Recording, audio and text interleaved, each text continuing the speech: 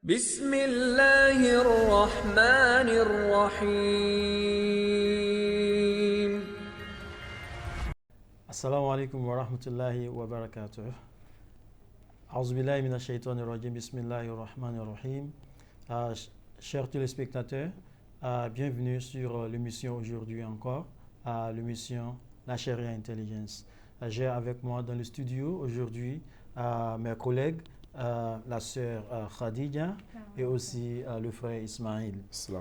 Le sujet qu'on abordera aujourd'hui, c'est toujours le sujet des maximes juridiques dans la charia. Et sous ce sujet aujourd'hui, on abordera le deuxième maxime qui dit la certitude ne doit pas être annulée par le doute. Donc, je commencerai avec Monsieur Ismail. Qu'est-ce que veut dire cette phrase? La certitude ne doit pas être annulée par le doute. Et quelle est l'implication et quelle est la valeur juridique de cette phrase dans la jurisprudence islamique? Alors, merci bien pour la question. Je crois que je vais commencer la question par la définition de deux mots très très importants dans le maxime, le doute et la certitude. Alors, la certitude, on a dit que c'est l'acte d'être sûr, d'avoir une évidence et une preuve de ce qu'on est en train de faire ou de ce qu'on nous sommes en train de dire. Alors le doute est considéré ici comme un moyen de n'être pas sûr, de ce que nous sommes en train de faire ou de ce que nous sommes en train de dire. Alors lorsque nous voulons prendre ça en un mot et dans le sens de ce maxime, et ça veut dire que lorsque nous ne sommes pas certains, lorsque nous sommes dominés par le pouvoir du doute, on ne doit pas, comment on appelle, on ne doit pas bâtir notre certitude dans le doute. Donc, ce que veut dire que nécessairement, lorsque nous voyons et nous voulons éclaircir ce maxime, il faut comprendre que la certitude doit être fondée, doit avoir des racines solides et que le doute ne doit pas venir vous distraire. Alors, de là, nous allons, le premier point que je vais mentionner ici, c'est que, la connaissance est valide. La connaissance valide, ça veut dire que c'est une connaissance avec des preuves, ne doit pas être, en aucun cas, ne doit pas être, distrait par un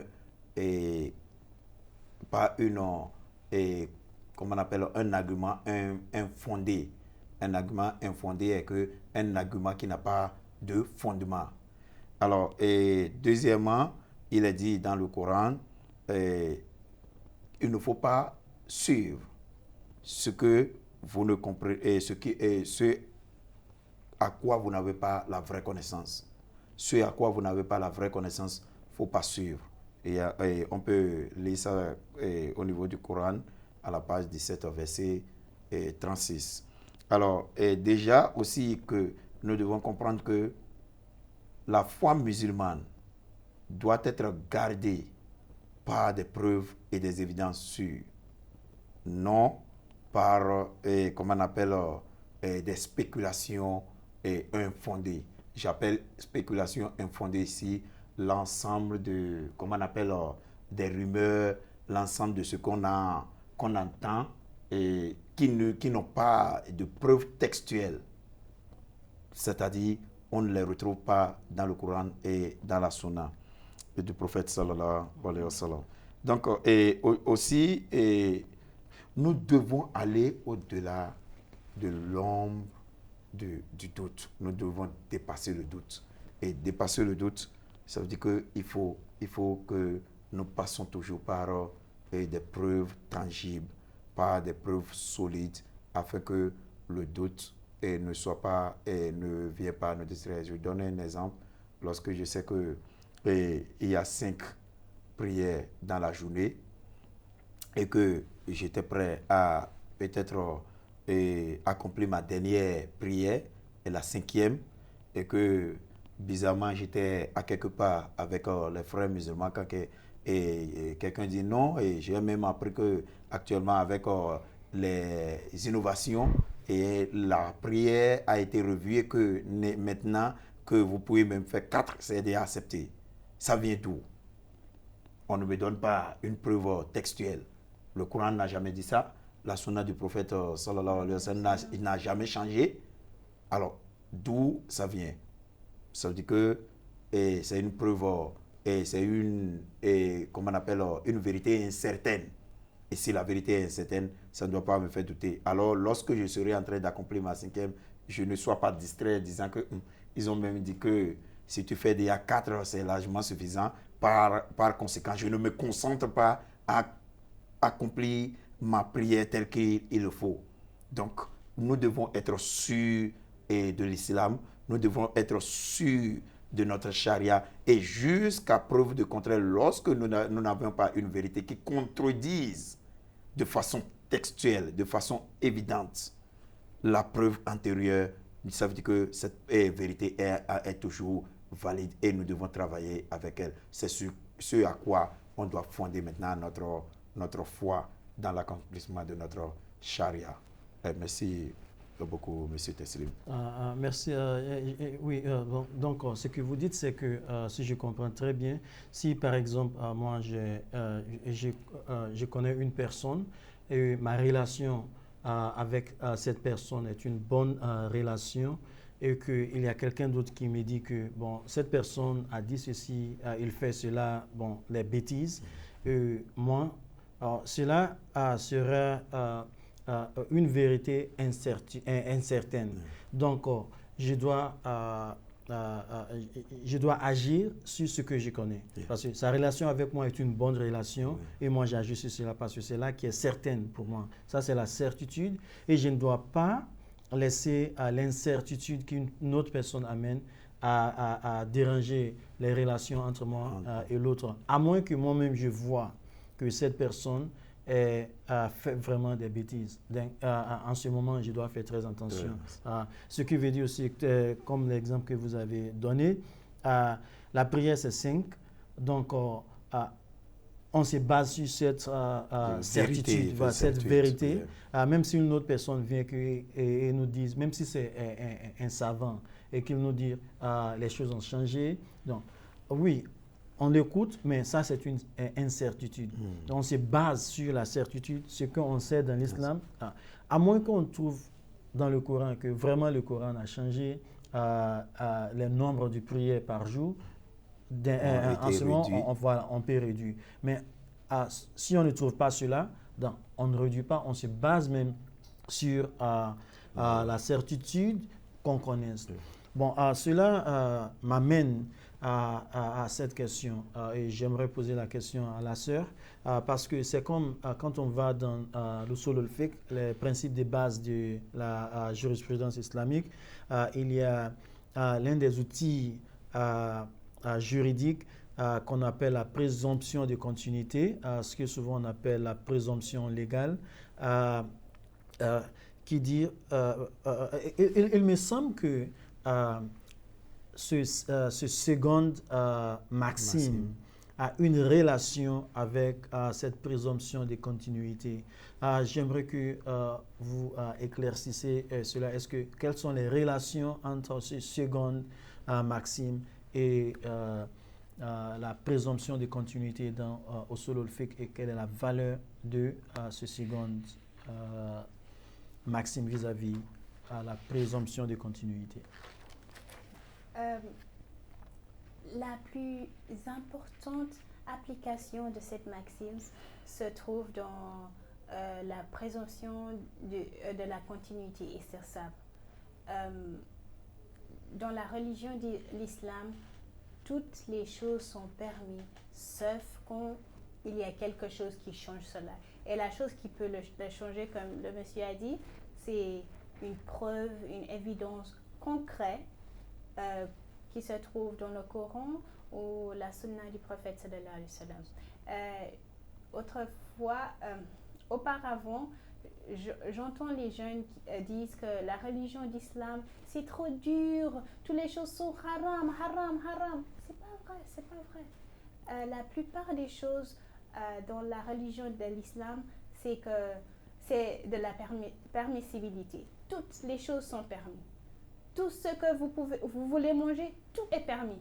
Sauf une ou deux choses qui est écrit. Il y a des choses qui n'ont pas de doute dans le Coran ou la Sunna. Et la plupart des choses qui ne sont pas permises, si vous regardez dans cela, vous trouverez du mal pour soi-même ou pour la communauté. Alors, la présomption de continuité peut se trouver dans la nature des choses. Toutes les choses sont pures, sauf quand nous avons une évidence que cette chose, quelque chose d'autre l'a contaminée. Aussi, tous les hommes, les êtres humains sont innocents, sauf quand on a une preuve qui dit non, cela ou celle-là est coupable. Une preuve concrète. Et nous pouvons appliquer ça dans plusieurs choses dans la vie.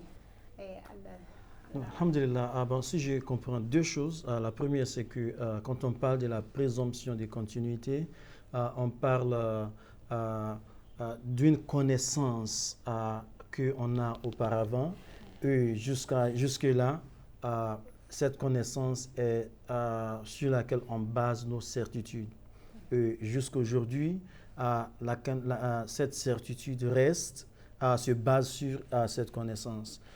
À moins qu'il y ait quelque chose aujourd'hui qui dit que non, ce qu'on connaissait avant a changé. Donc, on peut changer aujourd'hui. Et la chose qui va changer, la connaissance qu'on connaît d'abord, qu'on connaissait avant, doit parvenir du Coran et de la Sunna du prophète sallallahu alayhi wa sallam. Lorsqu'on a des preuves dans le Coran et dans la Sunna du prophète sallallahu alayhi wa sallam qui nous disent que ce que vous connaissez avant a changé, voilà, on accepte et on change. À moins cela, on continue de baser notre certitude sur ce qu'on connaissait avant jusqu'à aujourd'hui. La seconde, c'est que aussi tout est permis dans l'islam. L'islam permet le musulman à faire tout ce qu'il veut, à penser tout ce qu'il veut, à manger tout ce qu'il veut, à s'habiller de toutes les manières qu'il veut, à moins que,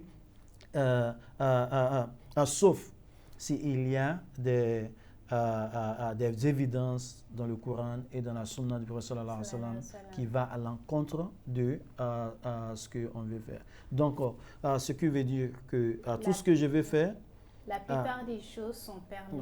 Voilà, la plupart des choses sont permises, mais il y a peu de choses dans le Coran de la Sunna du prophète sallallahu alayhi wa sallam qui disent que non, ceci est interdit, cela est interdit, cela est interdit. Donc, si quelqu'un se lève aujourd'hui et veut voyager quelque part ou faire quelque chose, il n'y a rien, et s'il n'y a rien qui interdise cela dans le Coran ou dans la Sunna du prophète sallallahu alayhi wa sallam, il peut le faire.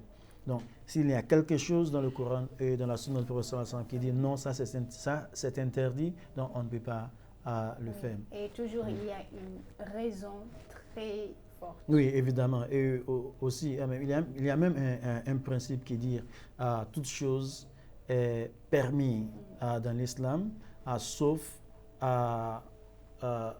toute chose est permise dans l'islam, à moins qu'il y a des évidences qui vont à l'encontre de cela dans le Coran ou dans la Sunna du prophète sallallahu alayhi wa sallam. Donc, je crois qu'elle a fait des éclaircissements, mais j'aimerais revenir vers vous pour savoir. Nous avons toutes ces explications, mais d'où vient l'autorité de ce maxime? D'où vient la certitude sur laquelle on peut baser ce second maxime légal juridique dans l'islam? Alors, merci beaucoup pour cette cet appel d'éclaircissement ou d'apport et d'exemples ou de preuves textuelles. Alors, je crois que, premièrement, la première preuve textuelle que je vais apporter ici provient du Coran. Lorsque le Coran, il est déjà observé, et même dans le Coran, que la plupart suivent la conjecture. La conjecture, c'est quoi? C'est en quelque sorte, nous suivons la plupart du temps nos ambitions et relationnelles. Alors, la conjecture ne peut pas nous être une preuve de vérité. La conjecture n'a jamais apporté quelque chose de vrai. Donc, nous pouvons voir ça, vérifier ça au niveau du Coran, Coran, page 10, verset 36. Alors, la seconde preuve textuelle nous revient également toujours, nous sommes en train de faire cas au Coran. Alors, où on nous montre que la vraie, comment on appelle, le vrai médicament, je peux dire, le vrai médicament de l'ignorance, c'est de demander. Et quand vous ne connaissez pas, il faut demander au lieu de vous laisser dans, le tribunal du doute. Il faut dépasser le tribunal du doute parce que lorsque vous ne savez pas et que vous ne demandez pas, vous allez douter. Et le doute vous conduit où? Le doute vous conduit toujours à commettre des erreurs. Alors, il y a je crois que cela c'est un hadith que nous sommes en train d'évoquer à ce niveau. Donc, il y a l'hadith de l'ablution qui nous montre que vous ne devez pas, douter de votre ablution, surtout quand vous avez fini de prendre votre ablution au moment où la prière veut démarrer, vous doutez, est-ce que mon ablution est valide ou bien c'est déjà gâté.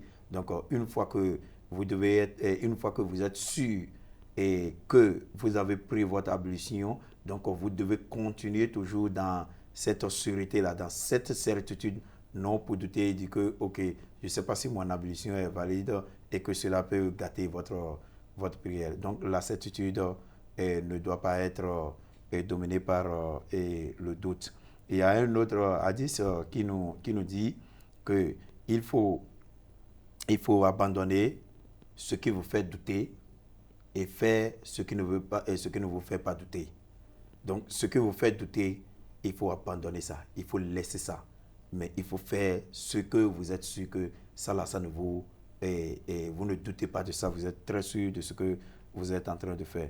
Donc, généralement, si je veux faire une récapitulation de ce que et des preuves textuelles de ce maxime, on pourrait comprendre que le doute ne doit pas remplacer la certitude. Une fois qu'on a construit notre vérité sur des preuves et des évidences tangibles, nous devons toujours, quelle que soit la preuve du contraire, nous devons continuer comme ça.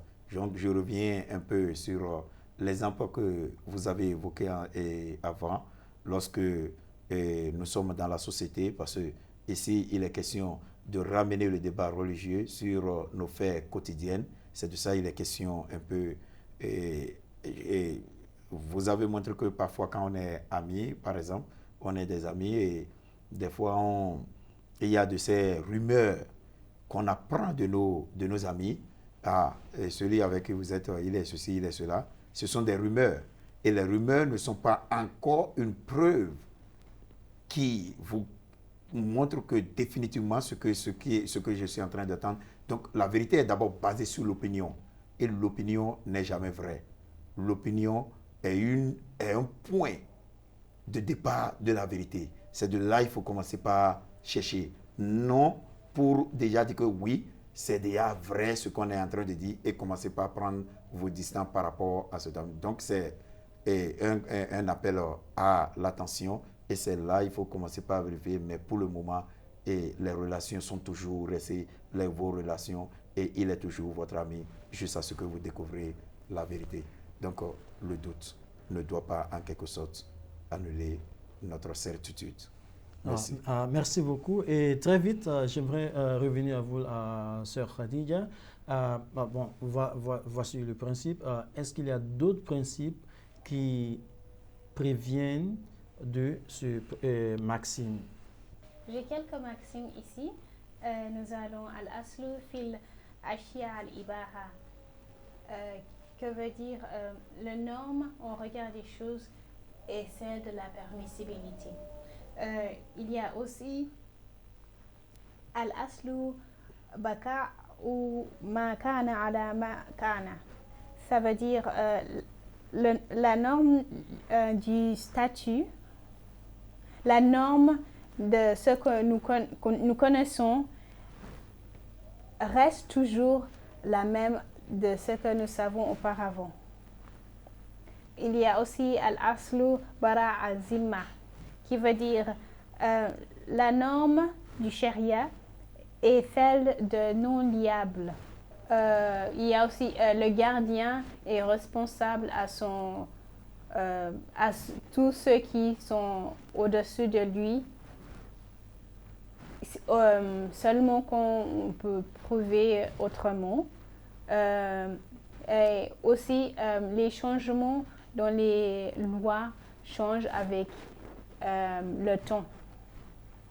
Merci beaucoup. D'accord, merci beaucoup. Je crois que ceci sont quelques autres maximes qui sont en fait résumées par le second maxime même des maximes juridiques de la charia, Inch'Allah. Et pour mieux comprendre, j'aimerais revenir à M. Ismail. Est-ce qu'on peut avoir des exemples même sur l'application de ce maxime? Oui, bien sûr, nous avons de très relevants exemples que nous pouvons utiliser dans ce maxime parce que quand il est question de doute et de la certitude, on sait de quoi nous sommes en train de parvenir à. Le premier exemple que je voulais utiliser, c'est de montrer l'autorité même de ce maxime. L'autorité de ce maxime se retrouve dans la mesure où, lorsque des fois, il y a des situations nouvelles qui se présentent à nous, auxquelles on a toujours le doute, il faut prendre ou il ne faut pas prendre. Je donne l'exemple du, comment on appelle, le Covid-19. Covid-19, à l'arrivée du Covid-19, lorsque le vaccin, comment on appelle, de Covid a été, comment on appelle, retrouvé, et on demandait aux gens de venir prendre, par exemple, ce vaccin. Vous voyez, et beaucoup ont du mal à quand même prendre le vaccin parce que nous sommes en train de douter si cela a été le vaccin du Covid ou c'est, comment on appelle, une sorte de... c'est quelque chose qu'ils sont en train d'amener pour pouvoir nous éliminer davantage. Donc il y avait beaucoup de rumeurs parce que d'autres disaient que les Blancs ont créé ceci juste pour nous tuer, nous les Africains, et d'autres ont créé pour réduire la population du monde. D'autres ont même apporté des nouvelles que les Bill Gates qui sont des riches du monde veulent quand même avoir le monde au contrôle, ils veulent réduire la population. Donc il y a tout ça là. Mais une chose est sûre, il y avait la maladie qui est là. Il y avait la maladie qui est là. Et il y avait l'évidence que la maladie était en train de tuer.